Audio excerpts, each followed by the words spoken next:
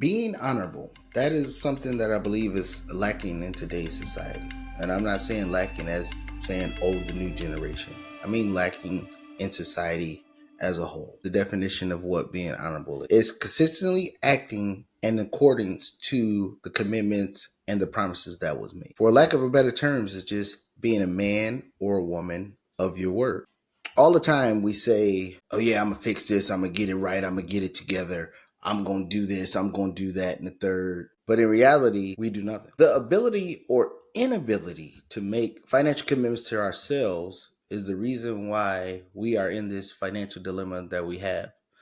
We're over $1.3 trillion in credit card debt as a nation. We have over $1.5 trillion in student loan debt. We have over $1.4 trillion in auto loan debt.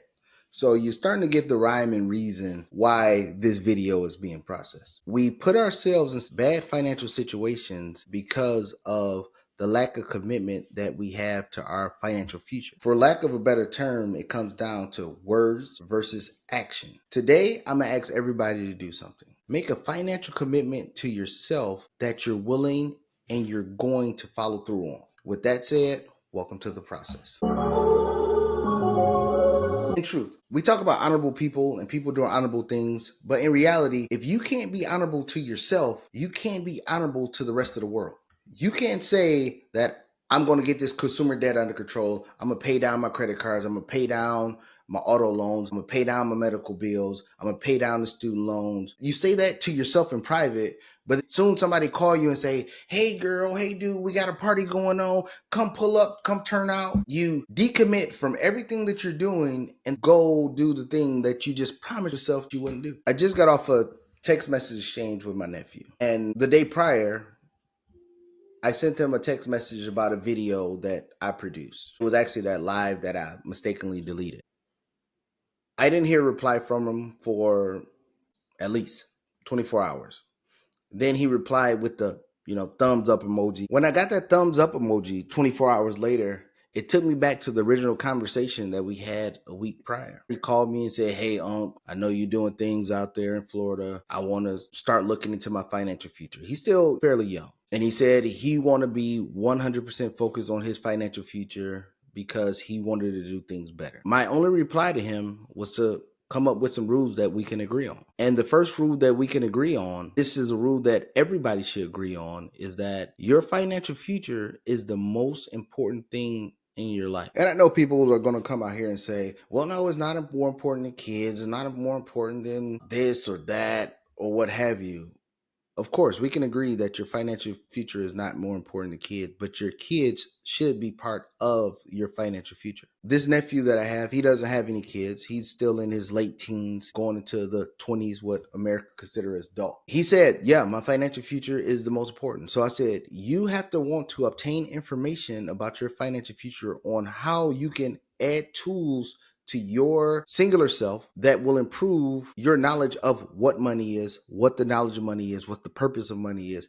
You have to want it more than you want sleep, more than you want to go to parties, more than you want to hang out with your girlfriend, more than anything else. And to that, he agreed. Then we went on to some other things that went along with finance, but that right there was the number one rule. So now fast forward a week and a half later when I sent him the message about the video, and then 24 hours after I sent him the message, he sends me the thumbs up emoji. Of course, people will be excited saying, oh, that's good, somebody's supporting you. But the only thing that went through my head was, I sent this message 24 hours ago. You replied 24 hours later. Besides your job, what else was more important than you watching the video? Now, people don't get it confused. It's not about because it was my video. It was about any video. It was about any information. What was you doing for 24 hours that was more important than your financial future? The video that I sent them would have helped them obtain knowledge, pegging stuff and moving stuff in the right direction to do what he told me was his goal in life. So I proceeded to reach out to him and I said, the question that I had for you, what was more important in those 24 hours that you didn't reach out to say, hey, I tried to watch it, but it was deleted? I said, you broke the promise that you said, not that I said, that you said was your number one goal. And that was that your financial future was the most important thing. I said, for lack of a better terms, You need to do some soul searching. Understand when you say something to people, you need to execute what you said. No matter if it puts you in a not great situation, but you shouldn't have committed to something that you was not committed to. And then he apologized. Don't apologize for me to me because it's not affecting me and my money. You should be apologizing to yourself because you decommitted from something that you promised yourself. And that's what inspired me to do this video today. This gentleman is 18, 19 years old and he's still figuring out life. In true reality, I know people in their 30s, 40s, 50s that still say that they will commit to something that they will not commit to. So since I already threw my nephew up under the bus, I'm just going to stick with him. The question is the why to the why. Why to the why. I said it twice on purpose. Why did he reach out to me? Because he wanted to have a better financial future. The usual answer is, I just want to do better. But why do you want to do better? That's why I said the why and the why. Why do you want to do better? Because I've seen how I've grown up. I've seen the people around me. I've seen my mom, my dad, my aunts, my uncles, and I've seen their life. And I don't want that same life. I don't want to rob Peter to pay Paul. I don't want to live paycheck to paycheck. I don't want to max out credit cards and pay the minimum payment just to get by. So that first why will give you a general idea, but the second why will give you the motivation behind the idea. I mean, even somebody who's maxed out on credit card debt is, I need to pay off my credit card debt. Why? Because my paycheck doesn't afford the lifestyle I have, especially with this credit card debt. But the key question is, why? Why are you in that credit card debt in the first place? Then once you dig deep and realize it, oh, the reason why I'm in this credit card debt and I have all this consumer debt is because I compulse spend. When I see something new on YouTube, TikTok, or QVC, for the old heads out there that know QVC, I want to just buy it. When family members and friends come with me with a story that I think I need help, I feel obligated that I need to help. So the why is, you need to get rid of this credit card debt, but you also need to get rid of the emotional aspect that you have associated with money. You need to take care of the second why before you even think about the first why. The thing is, if you just take the first why and just say, oh, I need the credit card debt because I can't afford it, and you take that element and then you find a way to get money and throw that out, you're still going to have the impulse buying. You're still going to feel obligated to take care of friends and family when you can't afford it, and then put yourself right back in the same situation again.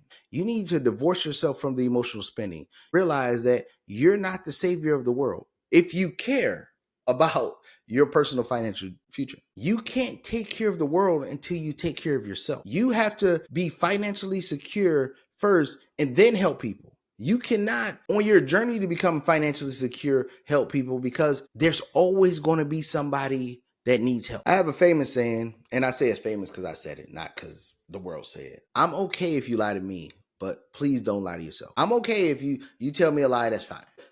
When you make commitments to yourself and you don't follow through to those commitments, that means that your lifespan will be commitment failure or not meeting that obligation. That's what it means. If you want to go on any journey in life, if you want to get to Tahoe or to Niagara Falls, hey, I'm going to get there one day. You have to follow through on those promises. You have to follow through on those commitments. I'll tell you one right now that, unbeknownst to my wife, I made a commitment to myself that I would ensure that my wife would retire before she reached 40 years old. My wife had no clue that I said this. It was a promise that I had to myself. So while I'm going through the journey of trying to look at deals, trying to manifest more money, I was with that singular goal in mind. When my wife reached 38 years old, I said, okay, your time is up. That's it. Okay, your time is up. And she looked at me crazy, like, what? Can we afford it? What are we doing? What are you talking about? You want to be more 100% committed to being there to take the kid to school, pick them up from school, volunteer at the school, do the things that you want to do. It was my time to pay her back for all of the financial misgivings that I did early. Of course, she was apprehensive about it because she's never been in a situation where, oh, okay, now I don't have to do what I've been trained to do since I was 16 years old. And that's work to get a paycheck. But being honorable, it was a promise to myself. Again, like I said, she had no clue that this was even going on. It was about me being honorable to myself and following through on that commitment. I know it was going to be at 38 years old, 39 years old. I just knew the end goal was 40.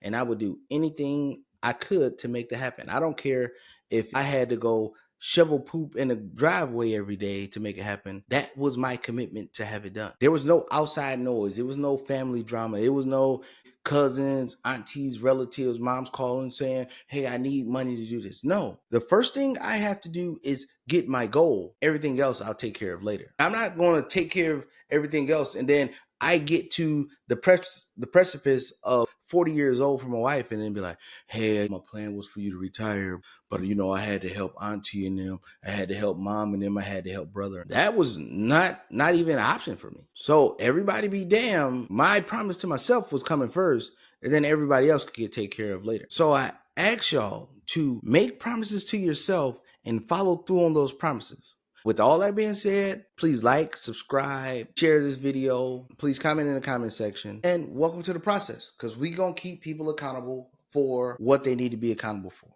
Have a good one. See you next time.